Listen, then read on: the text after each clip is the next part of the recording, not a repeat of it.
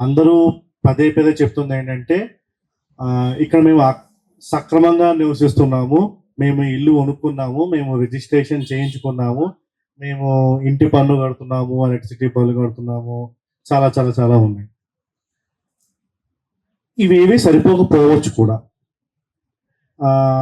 Sajaya madam, Jeevan sir చాలాసార్లు పోరాటాల్లో ఉన్నారు. అండ్ అంతకుముందు జీవన్ సార్ చెప్పిన పోరాటం కూడా మూసీ బచావ్ ఆందోళన అది సక్సెస్ఫుల్ అయింది. ఈసారి మూసీ జన ఆందోళన కూడా సక్సెస్ఫుల్ అవుతుందని చెప్పి నేను ఆశిస్తున్నాను. అలా అని చెప్పి ప్రతి పోరాటం కూడా సక్సెస్ఫుల్ కాలేదు, కొన్ని పోరాటాలు వీగిపోయినాయి.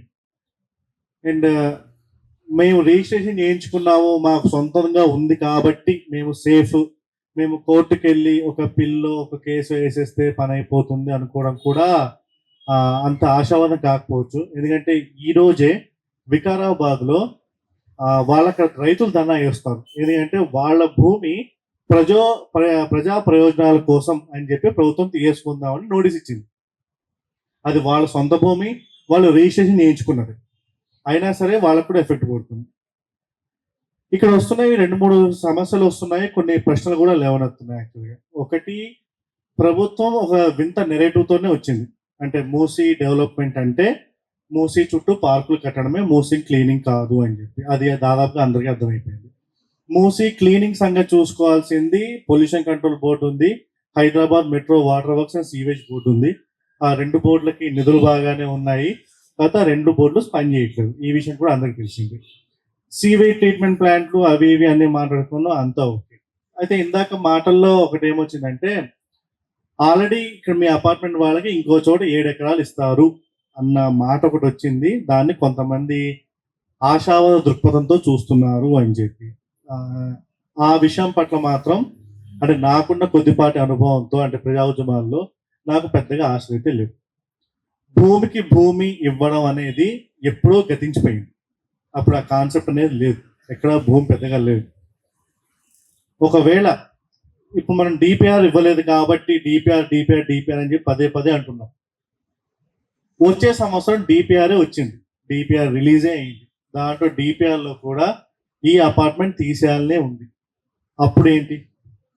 అప్పుడు ప్రభుత్వం ఏం చెప్తుందంటే ప్రజా ప్రయోజనాల ద్వారా చేస్తున్నాము, మూసీ డెవలప్మెంట్ అనేది పబ్లిక్ ఇంట్రెస్ట్ కోసమే, కావాలంటే సర్వే చేసుకోండి అంటుంది.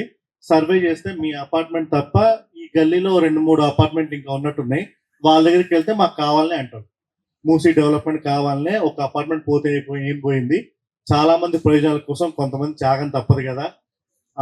ఇక్కడ మీరు పొద్దునుంచి ఆర్మీ వాళ్ళని, డిఫెన్స్ వాళ్ళని పెట్టారు, డిఫెన్స్ వాళ్ళు దేశం కోసం ప్రాణ త్యాగం చేశారు, ఇప్పుడు ఇల్లు త్యాగం చేస్తారు, పోయింది ఏముంది, ఇలాంటి కథనాలు కూడా వస్తాయి. ఆల్రెడీ ఒక నెరేటివ్ అనేది స్టార్ట్ అయింది, ఒక ప్రభుత్వం మ్యానిపులేట్ చేస్తుంది. అండ్ మామూలుగా ఇలాంటి సమయాల్లో ఇంకా మ్యానిపులేషన్ దశల వారీగా పెరుగుతూ ఉంటుంది. ఇప్పుడు పొద్దున్న డిఫెన్స్ వాళ్ళు వచ్చి మాట్లాడారు, అట్లాగే జర్నలిస్ట్ వచ్చి మాట్లాడారు. జర్నలిస్ట్ ఇక్కడ చాలా మంది ఉన్నారన్న మాట కూడా వచ్చింది. ప్రభుత్వం వెంటనే ఒక డిక్లేర్ చేస్తుంది అంటే ఏదో జీవో ఇస్తుంది అని ఏం చెప్పదు. ఏ ఎంఆర్ఓనో కలెక్టరో లేకపోతే మీ లోకల్ ఎమ్మెల్యేనో వచ్చి ఇక్కడ డిఫెన్స్ వాళ్ళకి మాత్రం వేరే చోట భూములు ఇచ్చేస్తాము, ఇక జర్నలిస్టులకేమో వేరే చోట భూములు ఇచ్చేస్తాం అంటారు. అక్కడ మళ్ళీ మనకి గొడవలు వస్తాయి. ఆ తర్వాత నెక్స్ట్ స్టేజ్లో నెమ్మదిగా ప్రభుత్వ యంత్రాంగం దిగుతుంది. అంటే అప్పటిదాకా మనం ఒక ప్రజా నాయకులు, పొలిటీషియన్స్ ఎలా మోసం చేస్తారో తెలుసుకున్న వాళ్ళం, అందరికి తెలిసిందే. కాకపోతే ప్రభుత్వ యంత్రాంగం కూడా ఎలా మ్యానిపులేట్ చేస్తుంది అంటే తర్వాత వస్తుంది అన్నమాట.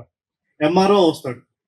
సాధారణంగా జరిగేదంటే మీ ఇల్లు పోతుంది, మీకు వేరే చోట ఇల్లు ఇస్తారు, మీకు ఒక 20 లక్షల క్యాష్ కూడా ఇస్తారు, మీ ఇంట్లో ఒక వ్యక్తికి ప్రభుత్వ ఉద్యోగం కూడా ఇస్తారు. ఇది స్టాండర్డ్. ఇది మీరు అటవీ ప్రాంతంకి వెళ్ళినా, లేకపోతే రూరల్ ఏరియాకి వెళ్ళినా, లేకపోతే బస్తీకి వెళ్ళినా సరే ఇవి స్టాండర్డ్ అనమాట. మీకు ఇల్లుకి ఇంకో ఇల్లు వస్తుంది, అది వస్తుంది, ఇది వస్తుంది.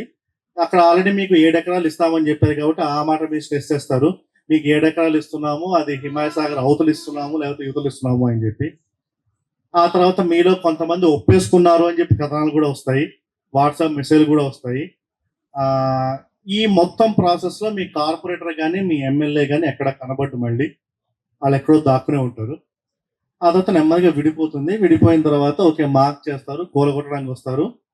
ప్రస్తుతం మనం ఉన్న మోడల్ కూడా ఏంటంటే అభివృద్ధి అనేది బుల్డోజర్ రాకతో మొదలవుతుంది.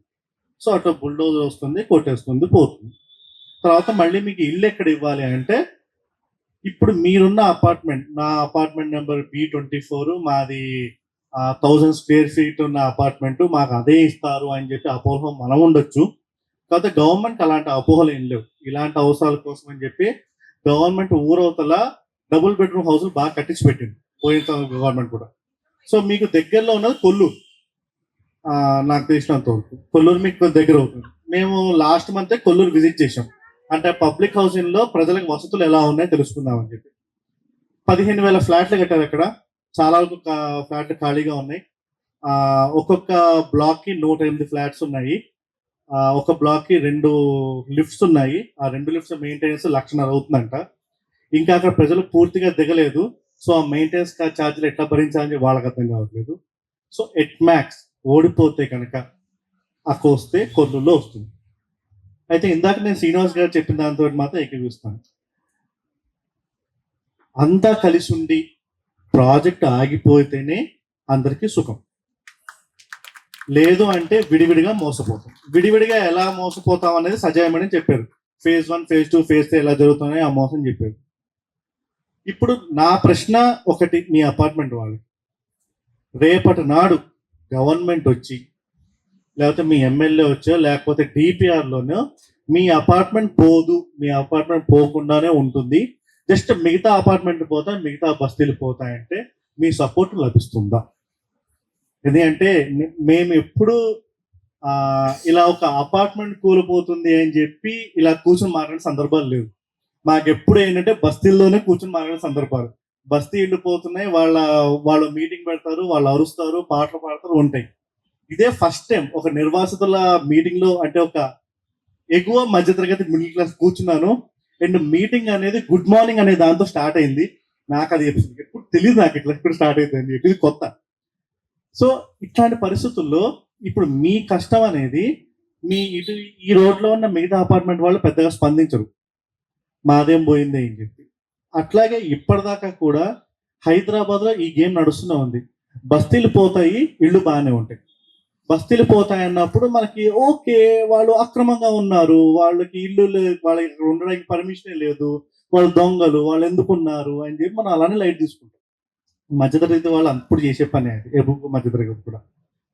సో ఆ సందర్భంలో కూడా ఇప్పుడు మీ పోరాటం ఏదైతే ఉందో ఓన్లీ మీ అపార్ట్మెంట్ కోసమేనా, నిర్వాసితులు అవుతున్న అందరితో కలిసా, ఎగనిస్ట్ ప్రాజెక్టా, లేకపోతే ప్రాజెక్ట్లో మీ అపార్ట్మెంట్ బాగానే ఉంటుంది అని వచ్చేస్తే మీరు ఆగిపోతారా అన్న ప్రశ్న మీకు మీరే వేసుకోవాల్సింది. దాన్ని బట్టే మనం కలిసి ఎంత ముందుకు వెళ్తామో కూడా ఉంటుంది. Thank you.